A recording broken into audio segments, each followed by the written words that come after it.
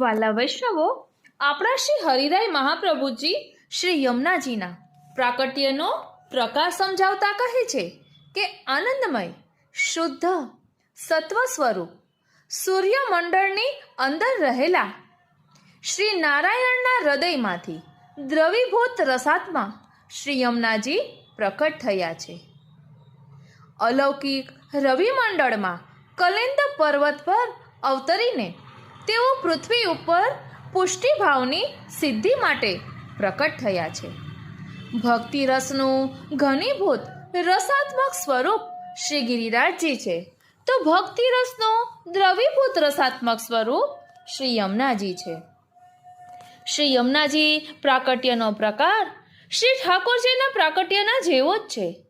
ગોલોકધામમાં બિરાજતા શ્રી પૂર્ણ પુરુષોત્તમ પ્રભુને લીલા સૃષ્ટિ પ્રકટ કરવાની ઈચ્છા થતાં તેમણે પોતાનું જ બીજું સ્વરૂપ શ્રી રાધિકાજી રૂપે પ્રકટ કર્યું.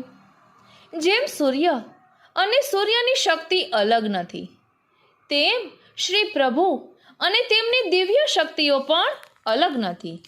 શ્રી રાધિકાજી શ્રી પ્રભુના દિવ્ય ઈચ્છા શક્તિ સ્વરૂપા છે. પોતાના ઈચ્છા શક્તિ સ્વરૂપા શ્રી રાધિકાજીના સાથે શ્રી પ્રભુ ગોલોકધામમાં લીલા વિહાર કરતા હતા.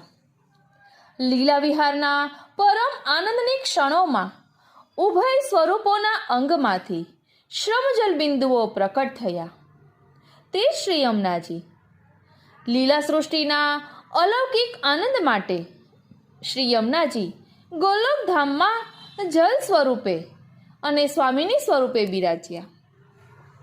આમ ગોલોકધામમાં શ્રી યમુનાજીનું પ્રાકટ્ય શ્રી પ્રભુના હૃદય પ્રદેશમાંથી થયું છે. શ્રી યમુનાજી ગોલોકધામમાં સદાય 16 વર્ષનું યુવાન વય ધારણ કરીને બિરાજ્યા છે. શ્રી પ્રભુની જેમ એમનું અંગ પણ મેઘશ્યામ છે.